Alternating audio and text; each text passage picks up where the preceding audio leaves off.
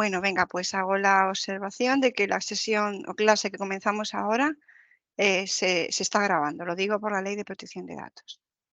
Muy bien. Venga, pues, ¿qué es lo que vamos a ver hoy? Bueno, pues vamos un momentito que se vea la pantalla. Perfecto. Hoy vamos a seguir. Un momentito, ¿qué pasa? Vamos a seguir por una lección nueva que va sobre la caracterización del recurso o potencial eólico. Vamos a hablar de lo que es la potencia eólica disponible, qué potencia lleva el viento. Luego, no toda la potencia que lleva el viento se puede aprovechar. Vamos a hablar de la potencia aprovechable y dentro de esto, pues del coeficiente de potencia, que es la curva de coeficiente de potencia, de la curva de coeficiente de la curva de coeficientes de empuje y también vamos a hablar de la curva de potencia, ¿vale? No es lo mismo la curva de coeficientes de potencia que la curva de potencia de un aerogenerador. Y luego distintas características del potencial eólico. Una de ellas es la variación temporal, ¿no? ¿Por qué es tan difícil evaluar el recurso eólico? Pues porque tiene una variación temporal desde los minutos hasta los años, ¿no? Varía desde el periodo de varios minutos al periodo de varios años, ¿no? Eh, Definiremos lo que es la turbulencia atmosférica, qué es la rafagosidad del viento y otro problema que tiene el recurso eólico es su variación espacial, ¿no? Pues eh, el recurso eólico varía en poca distancia, ¿no? Las elevaciones del terreno, los obstáculos, el relieve en general, como vimos en el día anterior, modifican la velocidad del viento y por tanto el recurso eólico. Eh, ¿Cómo se extrapola el recurso eólico a largo plazo, ¿no? Porque nosotros medimos el recurso eólico en un periodo de tiempo determinado, pero ese recurso que hemos medido es representativo de lo que va a suceder en un periodo de 7, 10 años, que es más o menos el periodo que caracteriza a largo plazo. Bueno, pues vamos a ver cómo se extrapola el recurso eólico a largo plazo. Una de las principales tareas que se tienen en las empresas que se dedican al desarrollo de parques eólicos es la selección de emplazamientos eólicos. ¿Cómo se busca un parque eólico, no? ¿Qué criterios hay que tener en cuenta para elegir un parque eólico? Entre ellos va a estar elegir sitios que tengan un recurso eólico interesante y vamos a consultar mapas eólicos, atlas eólicos, entre ellos el Atlas Eólico Europeo, el Atlas Eólico Mundial y el Atlas Eólico Ibérico, para el caso de España, ¿no? Y insistiremos un poquito más en los criterios básicos de selección de emplazamientos y cómo se plasma todos esos criterios en lo que se denomina un informe técnico de emplazamientos. Un momentito, creo que ha habido una incorporación, dejadme a ver si es así. Un momentito, a ver si está el alumno o me he equivocado. Un momentito. Ah, está ya introducido. Bien, no, ningún problema. Seguimos entonces. Muy bien, venga, pues dicho esto, arrancamos. Venga, la primera pregunta, interesante. ¿Cuál es la potencia eólica disponible en una masa de viento? ¿Vale? Imaginamos que tenemos una masa de viento M que se mueve con una velocidad V y se va a enfrentar a un área barrida por un rotor A. Ese rotor tiene un diámetro D. ¿De acuerdo? Bueno, pues en principio la energía cinética que llevaría esa masa de aire, pues sería la ecuación de la energía cinética, un medio de la masa por la velocidad al cuadrado, ¿no? ¿Qué sabemos? Pues que la densidad es igual a la masa partido por volumen, ¿no? Y si tenemos en esta figura, ¿no? Esa masa de aire, como he dicho, se enfrenta a un rotor de diámetro D, ¿no? Bueno, pues el volumen que interceptaría esa masa de aire, pues es el que está ahí en esa ecuación, ¿no? El área por la velocidad y por el tiempo, siendo el área del rotor y velocidad tiempo, pues es la altura del cilindro, ¿no? De este cilindro de aquí. Entonces, si nosotros en la ecuación de un medio por la masa por la velocidad al cuadrado eh, introducimos, ¿no? La densidad por eh, la masa en función de la densidad, ¿no? Y el volumen en función del área, la velocidad y el tiempo, pues tenemos que la energía que lleva esa masa de aire es un medio de ρ a v t por la velocidad al cuadrado. ¿De acuerdo? Si la energía partido por el tiempo es la potencia, pues energía partido por tiempo, potencia disponible, sería igual a un medio de la densidad por el área por la velocidad al cubo. Esta ecuación es muy importante, porque la potencia disponible en una masa de aire es igual a un medio de la densidad de esa masa por el área y por la velocidad al cubo. Esas unidades están en potencia en vatios, cuando el área está en metros cuadrados, la velocidad en metros partido por segundo y la densidad en kilos por metro cúbico. Sí, unidades del Sistema Internacional de Medidas. Muy bien, ¿qué quiere decir esta ecuación? Que la potencia disponible en el viento depende del área barrida y de la velocidad al cubo. ¿De acuerdo? Entonces, ¿por qué es importante determinar bien la velocidad? Que la velocidad del viento determina el recurso eólico del emplazamiento. Pues porque la potencia disponible depende de la velocidad al cubo. Si yo me equivoco en la velocidad, me equivoco en la potencia al cubo, ¿no? Porque interviene elevada al cubo. También vemos que la potencia disponible en la masa del viento también depende del área barrida. Y eso es importante, ¿por qué? Porque últimamente los emplazamientos, ¿no? Em, cada vez, ¿no? Pues con la tecnología cada vez está más avanzada, la tecnología de aerogeneradores, ya veremos en las siguientes lecciones cómo es la tecnología de aerogeneradores, pero una manera de hacer rentables emplazamientos de velocidades bajas, ¿no? Porque si tengo un emplazamiento, la velocidad va a ser la que sea ese emplazamiento, no va a poder actuar sobre ella, este valor v va a ser bajo y la velocidad al cubo va a ser bajo. ¿Qué manera tendré yo de hacer de alguna manera ese emplazamiento viable? Pues incrementando el área barrida, haciendo tecnología con rotores o diámetros de aerogenerador grandes, ¿no? Entonces esas son las dos maneras de captar más potencia, bien porque el emplazamiento tiene una buena velocidad, encontrado un buen sitio, o bien porque intercepto más área barrida a través de la, ¿no? Y bueno, pues ahí veis un poco en la gráfica esta de inferior de la derecha, como es que con una velocidad de viento de 8 metros por segundo puedo obtener 314 vatios por metro cuadrado, y si la velocidad la subo al doble, pues obtengo muchísimo más, ¿no? Del orden de 2.509 vatios por metro cuadrado. Bueno, también podemos hablar de la potencia por unidad de área expuesta al viento. Pues bueno, en esta fórmula, si despejamos P sub D partido por A, pues es un medio de ρ V al cubo. Bueno, pero no toda la potencia disponible en el viento se puede aprovechar, ¿no? Pues básicamente porque tenemos que cumplir la ecuación de conservación de la masa. No se puede extraer toda la potencia mecánica del viento, ¿no? Y entonces la potencia eólica aprovechable, P sub A, va a ser un coeficiente de la potencia eólica disponible. Y este coeficiente va a ser un rendimiento, es el coeficiente de potencia. Se llama así, y expresa la fracción de potencia capturada por el rotor y es función para cada máquina de la velocidad del viento, ¿vale? Muy bien. Esta fórmula tan importante, ¿no? De P sub A igual a C sub P por P sub D, que sería P sub A igual a C sub P por un medio de ρ V al cubo, ¿no? Porque la potencia disponible ya la hemos calculado en, en el apartado anterior. Bueno, pues hubo un físico, Bepp, que estableció el valor máximo de ese coeficiente de potencia, de ese rendimiento, ¿no? Y ese valor es 16/27 o 0,59. Y esto viene a decir que de toda la potencia disponible en el viento, como máximo se va a poder aprovechar, en el caso ideal, el 59% de esa potencia, ¿vale? A este valor se denomina límite de Bethe, 16/27 o 0,59 se denomina límite de Bethe y es el rendimiento máximo de un aerogenerador, ¿de acuerdo?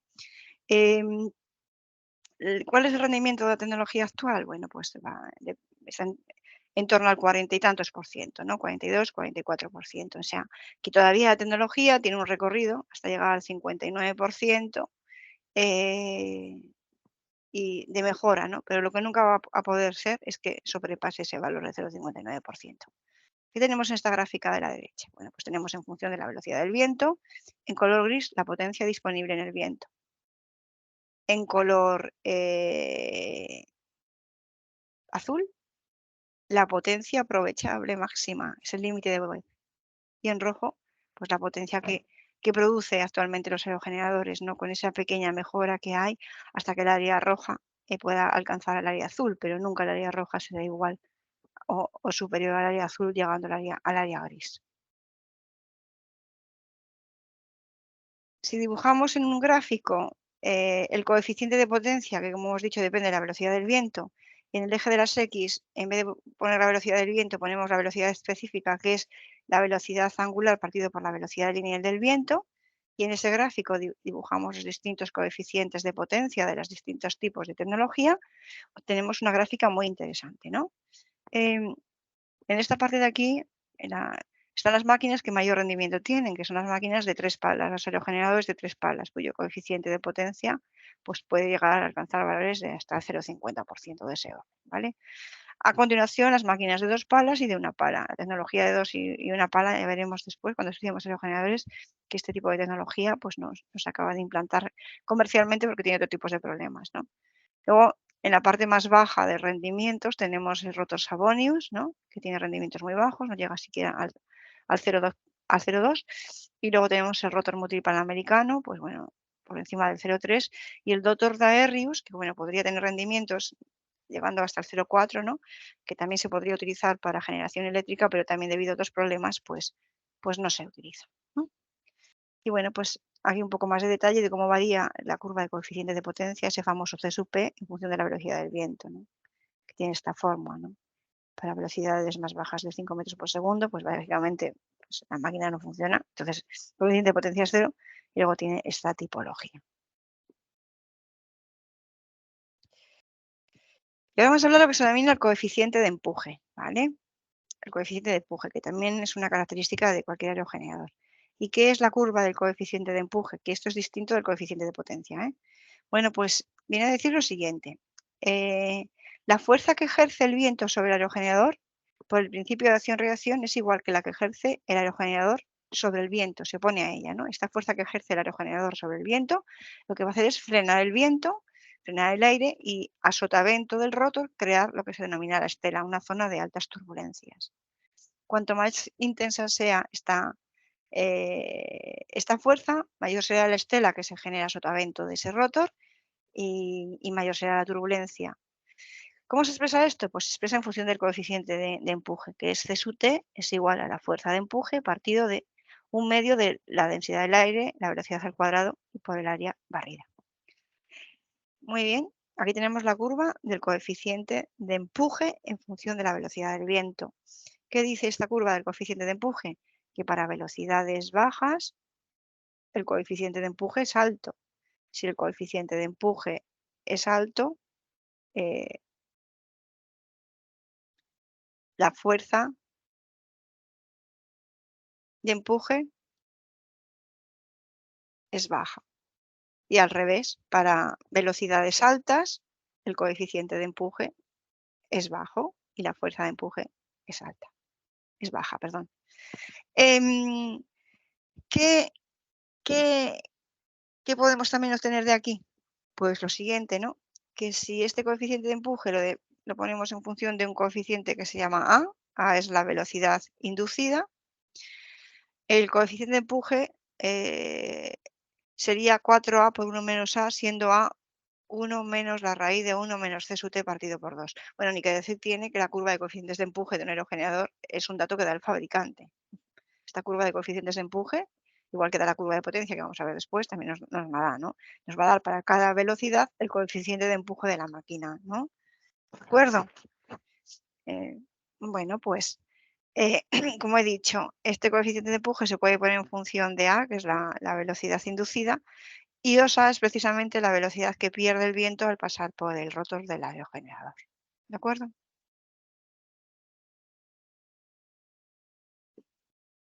A ver, avanzamos. Curva de potencia de un aerogenerador. Pues esto es fundamental, básico en una tecnología de aerogeneradores. Vamos a insistir después en la asignatura de aerogeneradores, pero que sepáis que es básico, es el ADN de un fabricante, de un aerogenerador, ¿vale? El que fabrica aerogeneradores, esto es lo que define la máquina, ¿no? ¿Y qué nos da la curva de potencia? Pues nos va a dar la potencia que da la máquina en función de la velocidad del viento, ¿no? Vamos a fijarnos en esta curva de aquí. ¿Qué nos dice? Pues para un rango de velocidades, la potencia de salida. Y en esta gráfica tenemos distintos puntos interesantes.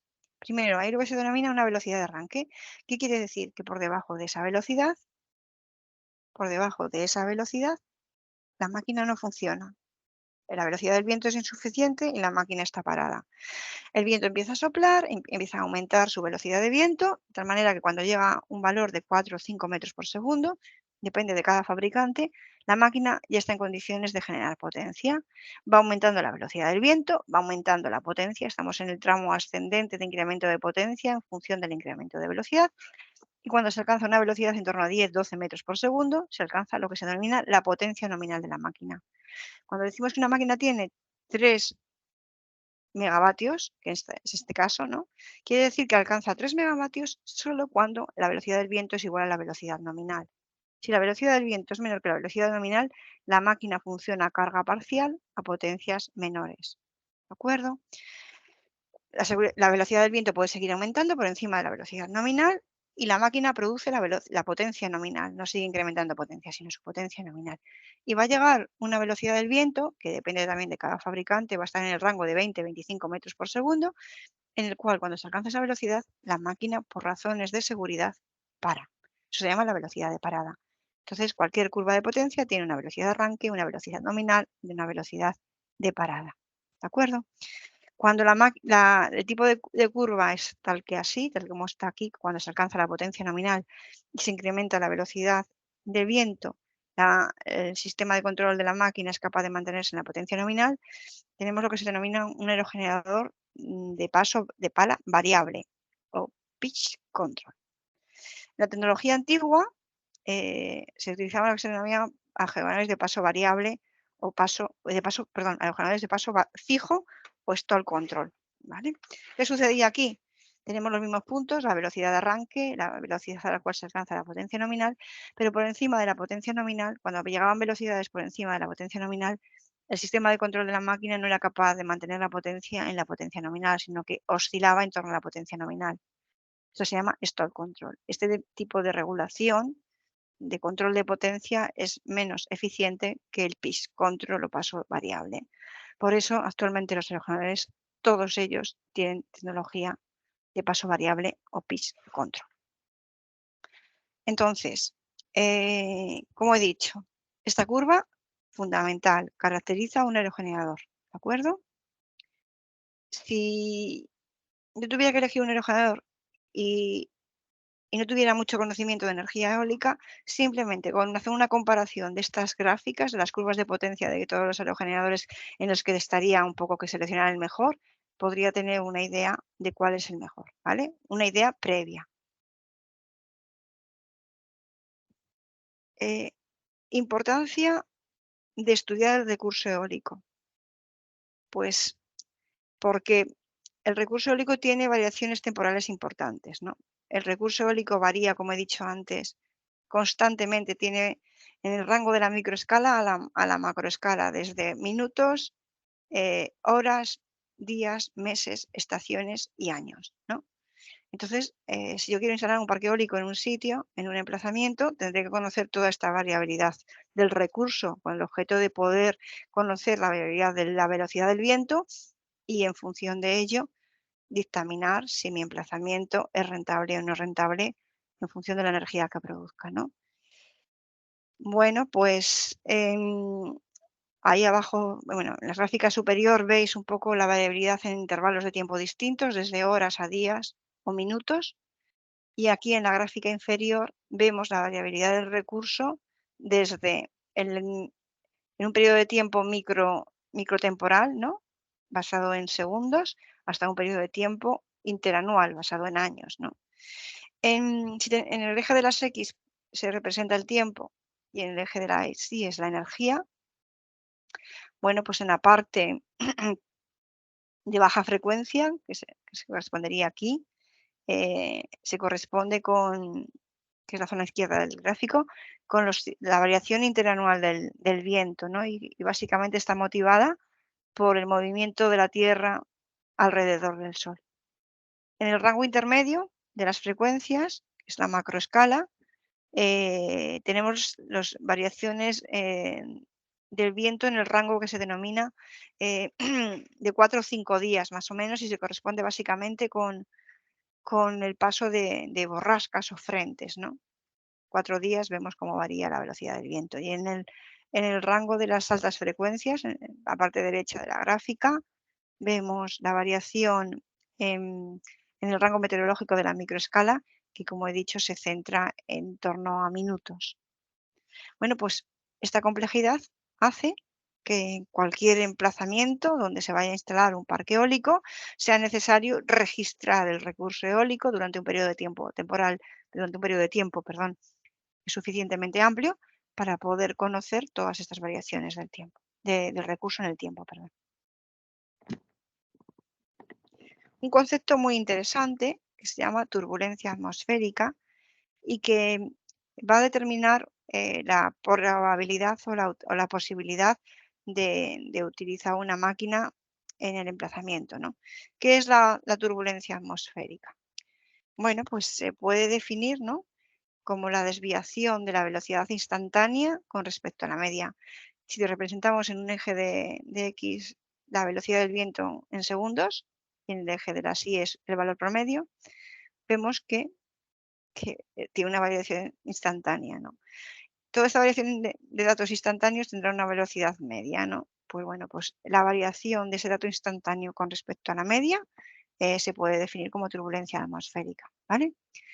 No obstante, lo que se ha definido es lo que se denomina la intensidad de turbulencia, que es el coeficiente de variabilidad del viento. Un coeficiente de variabilidad en estadística es la desviación típica de los datos partido por el valor medio de los datos. Pues en este caso, como es el coeficiente de variabilidad del viento, va a ser la desviación típica de las velocidades del viento partido por la velocidad media. Eso es la intensidad de turbulencia. ¿Y por qué hay que estudiar esto? Bueno, pues básicamente porque las turbulencias disminuyen la probabilidad o la posibilidad de utilizar la energía del viento, ya que eh, constituyen una fuerza o una carga de fatiga contra la máquina, lo que va a hacer que tenga mayor desgaste y mayor rotura. Entonces, las máquinas, los aerogeneradores, se diseñan para una vida típica de 20-25 años y para que la máquina soporte o aguante esos 20-25 años, eh, se ha diseñado para una intensidad de turbulencia determinada, ¿no?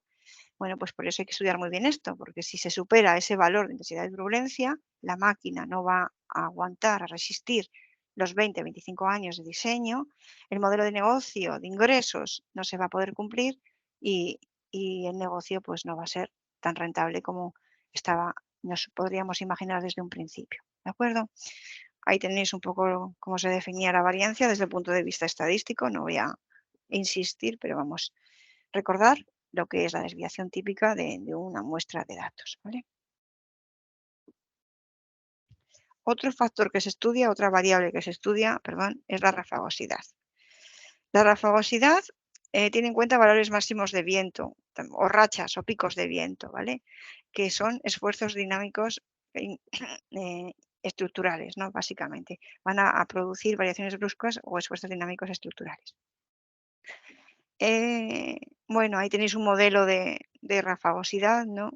Bueno, pues la velocidad máxima va a depender de la velocidad media y la desviación estándar, ¿no? A través de una expresión tal como así, que funciona una función G sub t, que es el índice de rafagosidad y que va a depender del sensor que mide la velocidad del viento, ¿no? Que es el anemómetro.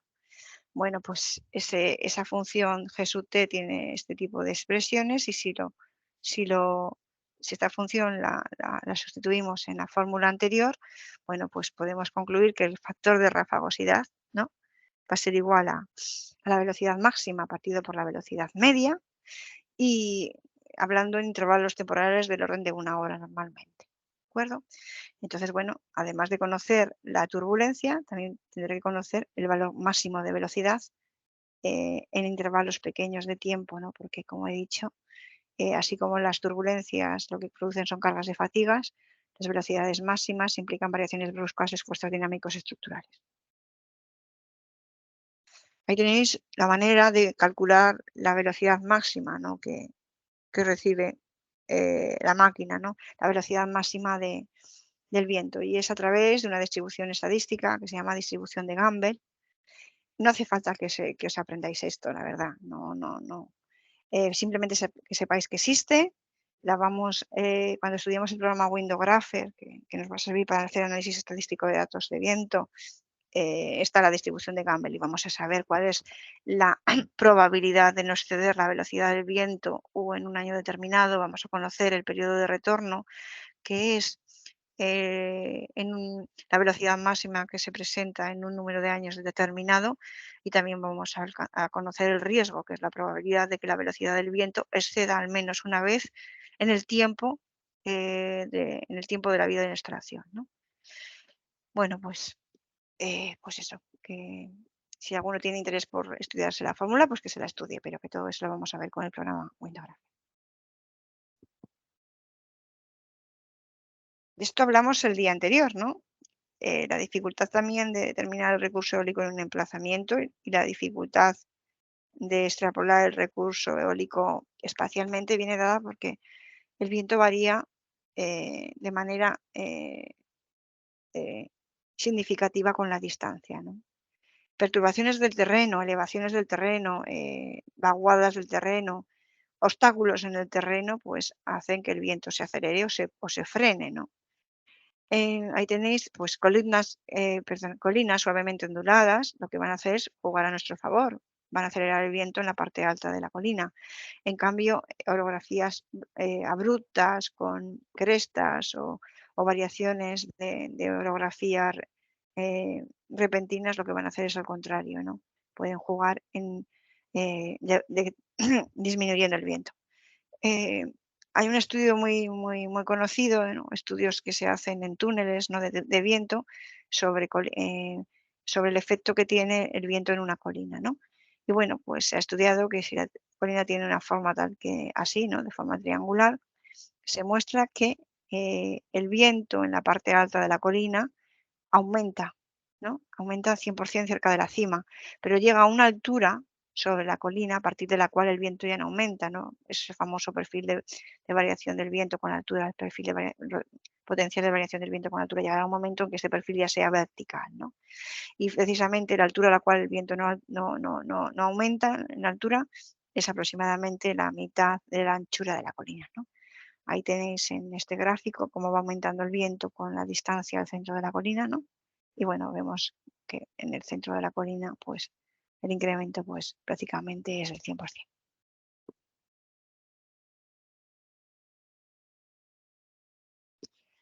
Incidir un poquito más en la importancia de los obstáculos, ¿no? Tenemos que evitar eh, que en nuestro sitio donde vayamos a localizar el parque eólico, pues no haya obstáculos, porque pues que frenan el viento, ¿no? A sotavento del obstáculo se producen zonas de altas turbulencias y en una región de una determinada profundidad o extensión no va a ser posible poner ningún aerogenerador, ¿no? Bueno, pues cualquier tipo de obstáculos, y entendido como obstáculo, edificaciones, arbolado de gran densidad, pues van a producir este efecto, ¿no? De disminución del viento y zonas de fuertes turbulencias. Aquí tenemos una figura interesante, ¿no? Imaginad que tenemos que elegir un emplazamiento para un parque eólico, hemos hecho una visita de campo y hemos dictaminado que ese emplazamiento es válido, ¿no? Y queremos instalar una estación de medición del recurso eólico. Y cerca de ese emplazamiento, en una zona de ese emplazamiento, hay pues una columna de árboles o hay alguna edificación o algo, ¿no? ¿En qué región puedo instalar yo mi torre anemométrica para medir el viento de tal forma que mi torre anemométrica no capture la zona de turbulencias y esa torre que instale, ¿no? sea representativa del recurso, ¿no? en la zona? Bueno, pues aquí lo vemos, ¿no? Si tenemos un obstáculo representado por una altura h, ¿no? En una región definida por 20h en horizontal y 2h en vertical, será la zona donde se dominen las turbulencias, ¿no? Mi torre anemométrica la podré poner en cualquier región que esté fuera de esta zona de altas turbulencias, ¿no? Si la torre tiene más de 2h y pues no va a pasar nada, no le van a llegar el efecto de la orografía, de los obstáculos o de la vegetación. Otro tema muy interesante, eh, y esto es un tema que se hace en todos los estudios de viento, ¿vale? Yo mido el recurso eólico en mi emplazamiento con una torre de medición que me va a medir series de velocidad de viento y la mido en un corto plazo, 1 año, 2 años, 3 años, pero desde luego no voy a estar midiendo el viento 10 años o 7, que es el periodo que me caracterizaría el largo plazo, ¿no? Para conocer la variación interanual del viento, ¿no? ¿Cómo llevo yo mi periodo de medición? ¿Cómo lo extrapolo a largo plazo?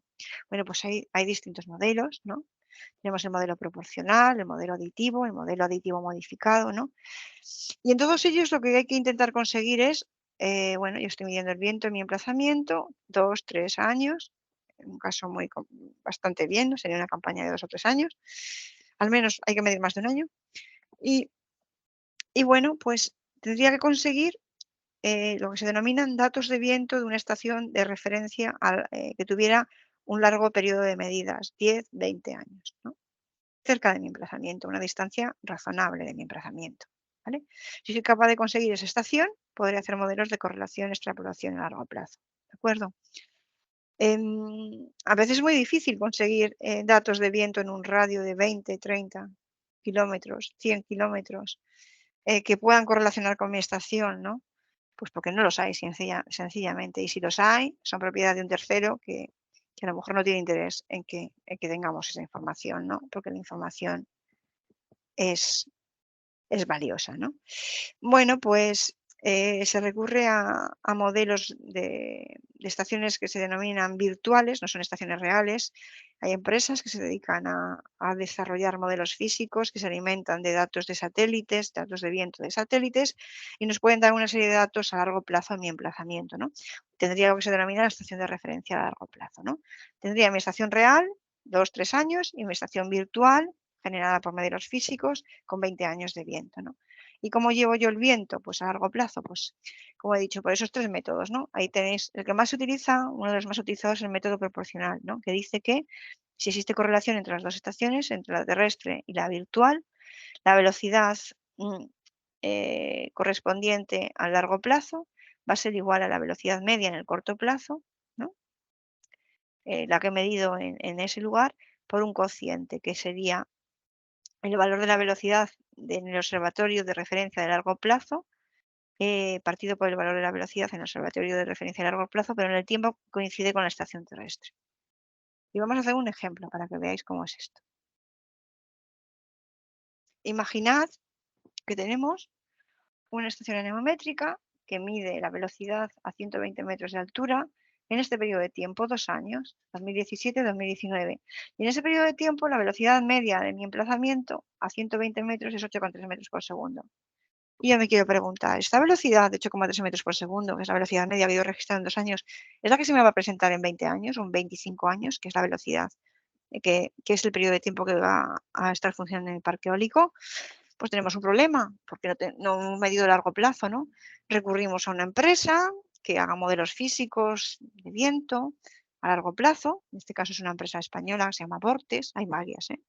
Pues os pongo esta, por ejemplo, y le pido una serie de datos virtual en el sitio, me da una serie de datos virtual del año 2006 al año 2020, 14 años. Entonces ya puedo correlacionar y ver si esto correlaciona y establecer un modelo de correlación a largo plazo. ¿Qué hago? En el periodo común, yo tengo mi estación de 2 años, 2017-2019, y tengo esta que tiene muchos más años, pues cojo los mismos 2 años, 2017-2019, y esa serie temporal, ¿no? Que tengo datos cada día, de velocidades medias cada día, tengo la velocidad en el emplazamiento cada uno de los días y la velocidad que me ha dado esa torre de referencia a largo plazo en ese periodo común con la mía. Pongo las series de velocidades medias, ¿vale?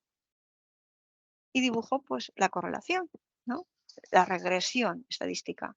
Represento la velocidad de la serie a largo plazo y la velocidad en mi emplazamiento y tengo una nube de puntos.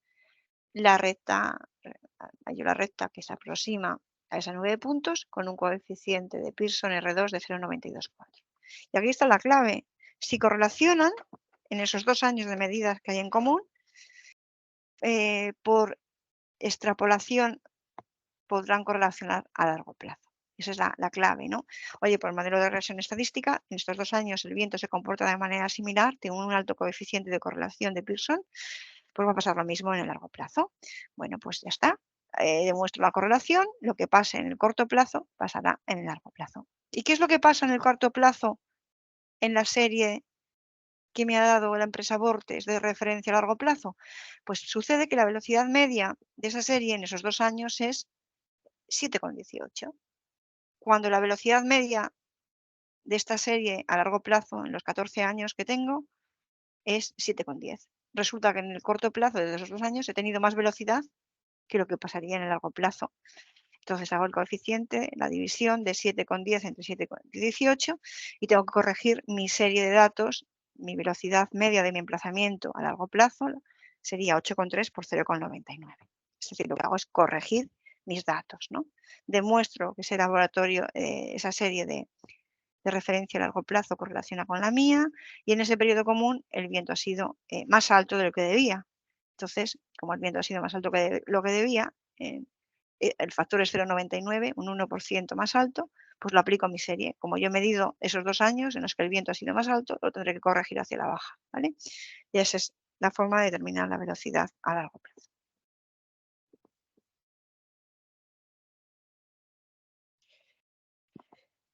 Una de las tareas de las más importantes que tienen las empresas que se dedican a desarrollar proyectos de parques eólicos es seleccionar emplazamientos, ¿vale?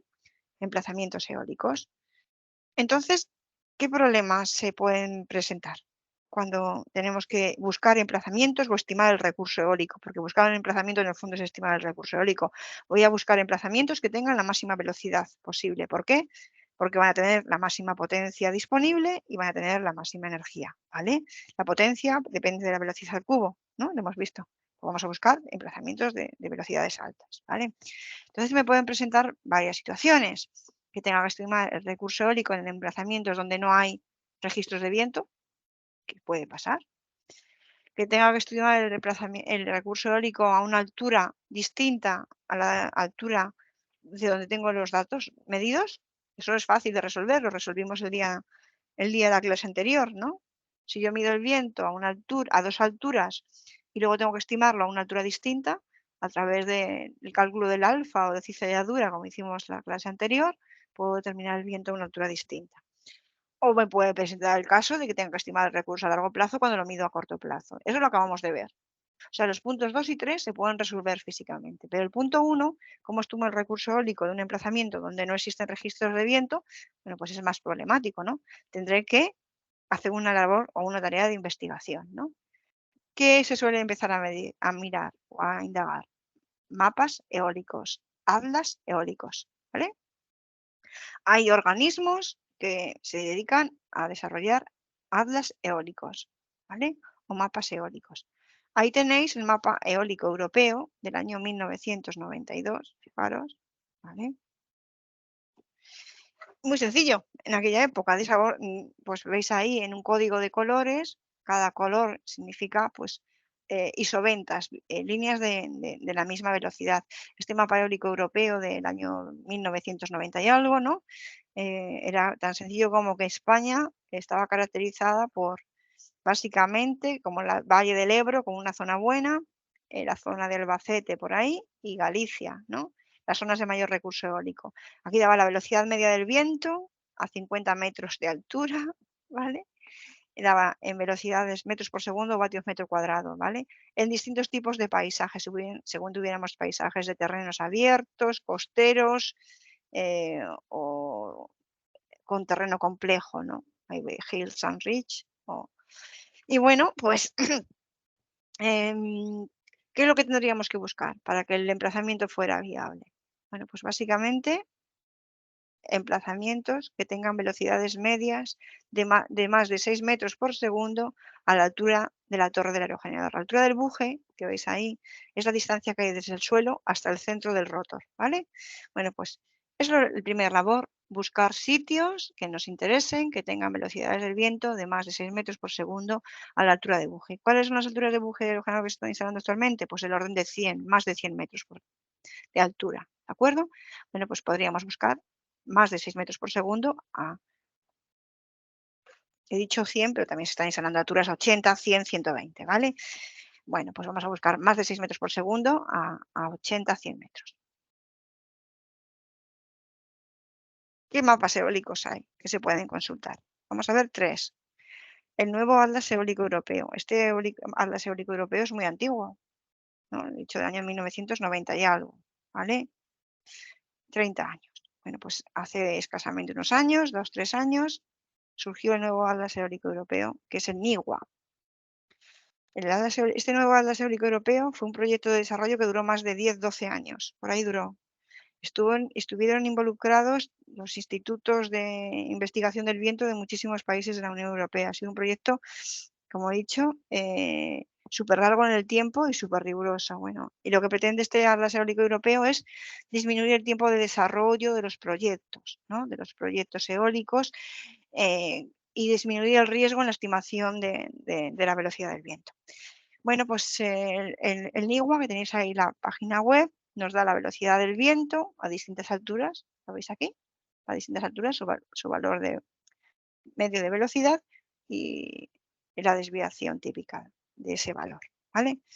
En NIWA, pues, se puede consultar para cualquier sitio del mundo, ¿no? Por ejemplo, este sitio, que es un sitio en Guadalajara, da este perfil de velocidades de viento a 100, a 150 metros, 6,74 a 100, a 150, 7,10.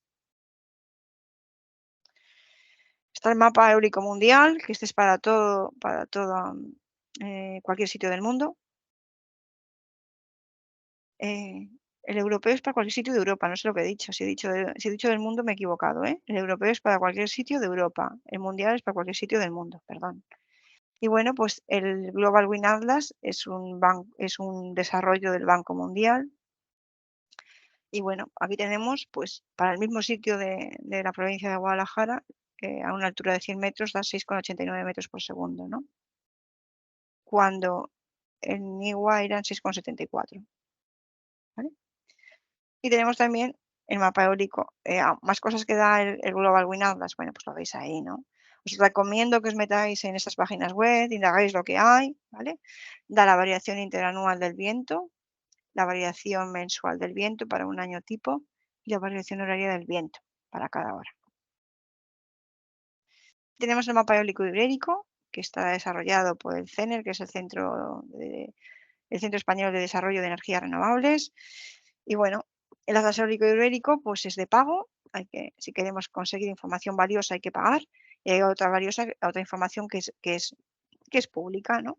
Sí que podemos obtener para cualquier punto de la geografía española y de Portugal la velocidad media del viento. Ahí tenemos para el mismo punto que hemos buscado anteriormente, de la provincia de Guadalajara, la velocidad del viento a 100 metros, en este caso 6,3 metros por segundo. Como digo, aquí en el mapa eólico ibérico también podemos descargar series de datos de viento de 20 años, 30 años, en cualquier sitio de la península, ¿vale? Pero bajo pago.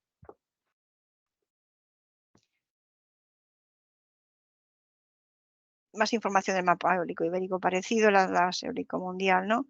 Eh, la variación del viento con altura, la variación horaria del viento y la distribución en frecuencias del viento o distribución de Weibull, que lo veremos más adelante lo que es eso.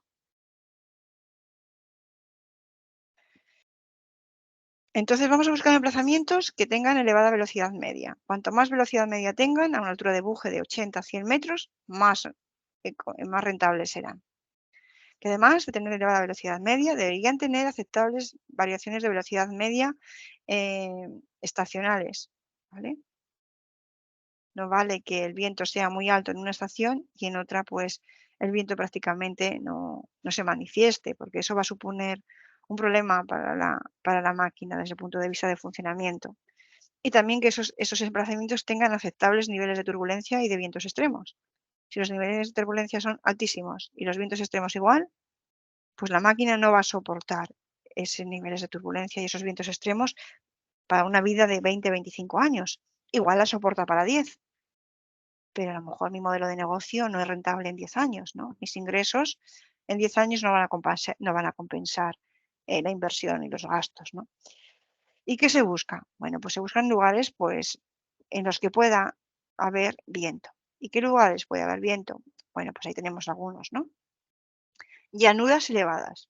Llanuras elevadas, pasos entre montañas que tengan altos gradientes de presión, largos valles descendiendo de cadenas montañosas, evidentemente, pues lugares en los que haya una evidencia de que el viento está ahí, pues lugares que tengan vegetación inclinada por la acción de los vientos, erosión del terreno por acción de los vientos, cimas de montaña que tengan buena exposición a áreas de fuertes vientos, cimas de montañas que no tengan otros obstáculos alrededor, zonas costeras estén bien expuestas a vientos de altura o gradientes térmicos, ¿no? En las zonas costeras se producen las brisas del mar y montaña, ¿no? Eso que vimos el día anterior, ¿no? Que el viento sopla durante el día del mar a la tierra y durante la noche de la tierra al mar, etcétera. Ese tipo de emplazamientos se buscan. Em, Generalmente se hace un estudio de gabinete en oficina. Las empresas tienen interés por alguna determinada zona, región, país, y se estudian los puntos que vamos a ver a continuación. Lo primero, la búsqueda de datos de viento. O sea, me voy a centrar en la zona más eólica de esta región. Y para ello me baso en atlas eólicos, en mapas eólicos, en los que sean oficiales, o puedo incluso llegar a contratar a empresas que les pueda pedir datos virtuales de viento, pagando evidentemente, ¿vale? Segundo, no solamente me voy a fijar en el viento, el emplazamiento tiene que tener una serie de condiciones adicionales que, si no se cumplen, por mucho viento que haya, a lo mejor no puedo desarrollar el emplazamiento. La orografía, tengo que estudiar las pendientes del terreno. Si el terreno es muy abrupto, con grandes pendientes, incluso a lo mejor no puedo desarrollar el proyecto. ¿Por qué? Porque los aerogeneradores tienen que llegar al emplazamiento, se tienen que instalar en el emplazamiento. Para llegar al emplazamiento tienen que llegar camiones voluminosos, grúas de montaje y, bueno, pues necesito que trazar infraestructuras de caminos que tengan pendientes máximas del 15%, 10-15%. 10 sin hormigonar el camino, 15% hormigonando el camino. Y para hacer caminos del 10 al 15% con anchuras importantes, dependerá del movimiento de tierras que tenga que desarrollar. Si el movimiento de tierras es inadmisible, a lo mejor es inviable, ¿vale? También necesito estudiar el tipo de terreno, qué consistencia tiene el terreno.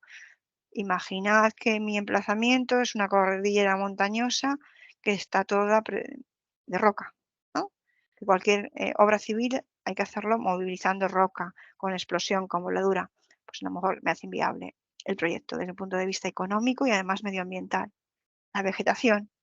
El emplazamiento tiene muchos árboles, tiene monte bajo, ¿qué tiene?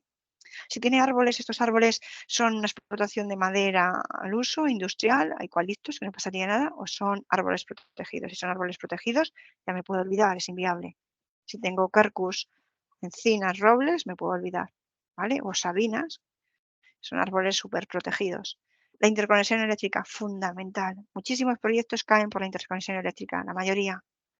Tengo que tener un punto de interconexión donde me puede evacuar la energía y próximo al emplazamiento.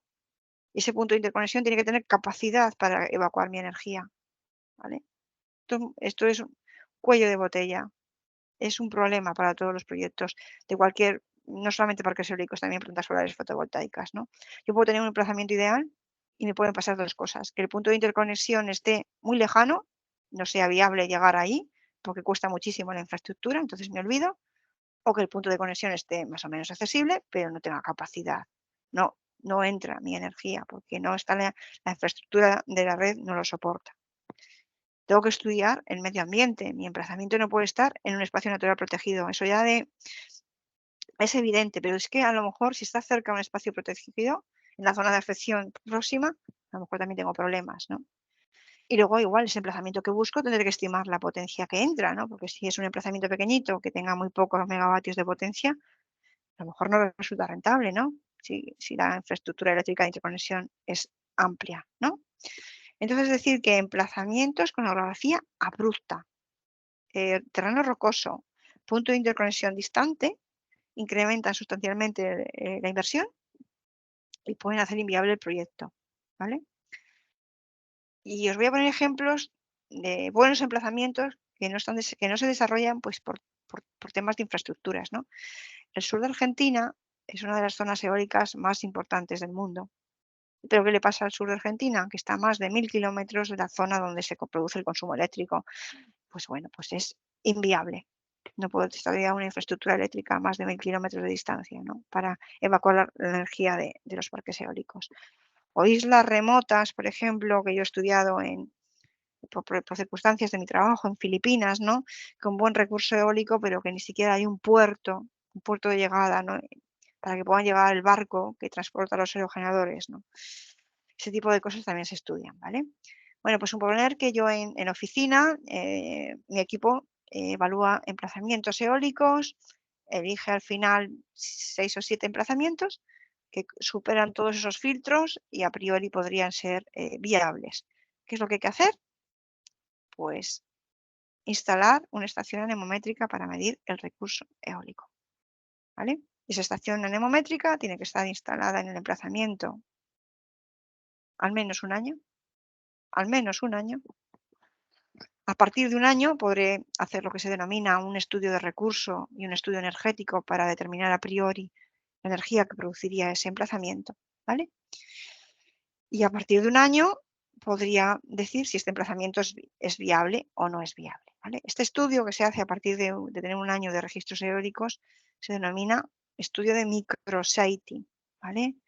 Y el objetivo de este estudio es, además de caracterizar el recurso eólico, de conocer las velocidades medias, la distribución en frecuencia de vientos, la turbulencia, la racha máxima, de ubicar los aerogeneradores en el territorio y determinar la energía que produce cada aerogenerador. Bueno, pues esto se hace al cabo de un año, ¿no? Entonces nos podemos preguntar, ¿cuál es la probabilidad de éxito de un parque eólico? De todos los emplazamientos que yo estudio, en los cuales elijo poner una torre de medición anemométrica, de todos esos, al final, ¿cuántos se construyen? ¿Cuántos llegan a, a- a funcionar, ¿no? A evacuar energía? Bueno, pues la probabilidad de éxito es bastante baja, ¿vale? Tampoco hay que asustarse. Si de 10 emplazamientos, si de 10 emplazamientos 2 llegan a buen puerto, tengo éxito, ¿vale? Pues en torno al 20% podríamos decir, ¿vale? ¿Por qué caen los emplazamientos? Pues por todos estos problemas que he dicho antes, ¿no? Porque no hay recurso, porque mido el viento y no hay recurso suficiente, porque no, el punto de conexión que a priori estimo que podría existir, al final se me complica y la red no lo soporta y no hay ampliación de red, porque surgen problemas ambientales, cada vez hay más plataformas que van a favor de la naturaleza y en contra de los parques eólicos. Por cualquier cosita de estas puede fallar un parque eólico. Entonces, todo eso hace que la probabilidad de éxito sea baja, ¿vale? Periodo de desarrollo de un proyecto eólico, pues muy largo, ¿no? Ya solamente medir el viento y tomar la decisión de que esto es viable o no es un año al menos, y el estudio me planto más de un año, realizar el proyecto a continuación, presentar el permiso en la Consejería de Industria y Medio Ambiente, intentar conseguir el punto de interconexión, nos vamos a periodos de 3, 4, 5 años. Si tengo mucha suerte, hago el parque eólico en 3 años, periodo normal de desarrollo podría ser 4 y si se me da un poquito mal 5. Ya estamos hablando de periodos muy largos, ¿vale? Frente a esto, la energía solar fotovoltaica pues tiene una ventaja, son periodos mucho más cortos, el sol no se mide, la radiación solar no se mide, se puede estimar a partir de bases de datos. Desde el punto de vista de emplazamiento, un emplazamiento solar es más fácil de encontrar que uno eólico, la presencia de viento es más selecta que la del sol, el sol es más estable, más continuo en grandes zonas. La dificultad del punto de conexión es la misma en un parque solar que en un parque eólico, o sea, ahí pues están al mismo nivel, ¿vale? Eh, los estudios ambientales que se exigen a un proyecto de un parque eólico son más exigentes que a a una planta solar fotovoltaica, es evidente, ¿no? Estructuras muy esbeltas, los aerogeneradores que producen impacto visual, la planta solar fotovoltaica, de momento, pues estructuras más bajas y impacto visual menos acusado. Y bueno, pues eso es un poco lo que os quería decir por hoy. ¿Hay alguna pregunta? Cristina, ¿estás ahí? Sí, estoy aquí. Pues Sí, por mi parte, todo bien. No, todo tendría bien. que mirar, repasar la clase, pero porque son muchos conceptos, pero bien, vaya. Muy bien, perfecto, Cristina. Markel, ¿está por ahí? Markel Vegas. Sí, sí, estoy aquí. ¿Alguna Yo pregunta? lo mismo que Cristina en principio. Mucho concepto. Muy Ya, bien, en principio más estoy pendiente un poco de la clase el otro día que no pude ver. Así que eso, muy bien, ver las clases y eso. Y ya me surgirán las dudas. muy bien. Venga, pues continuamos, ¿vale? La próxima semana ya eh, tenemos una clase diferente, ¿vale? Vamos a hablar un poco de la caracterización del recurso eólico, ya vamos a medir el viento, vamos a tener serie de datos que se estudia, los análisis estadísticos de datos que se estudian, distribuciones en frecuencias, valores máximos, mínimos, medios, intensidades de turbulencia, refagosidades, velocidades máximas, ¿no? Todo eso. Veremos también programa Windowgrapher, cómo se analiza eso de una forma sencilla con una aplicación, un programa comercial, ¿vale? En las próximas 2 clases, ¿eh? Y bueno, iremos aprendiendo más, ¿de acuerdo? Venga, pues Muy os bien. espero la próxima clase, la próxima semana. Vale. Venga, Muchas gracias. gracias. Hasta Hasta luego, luego. adiós, Perfecto, adiós, gracias. adiós, adiós, adiós.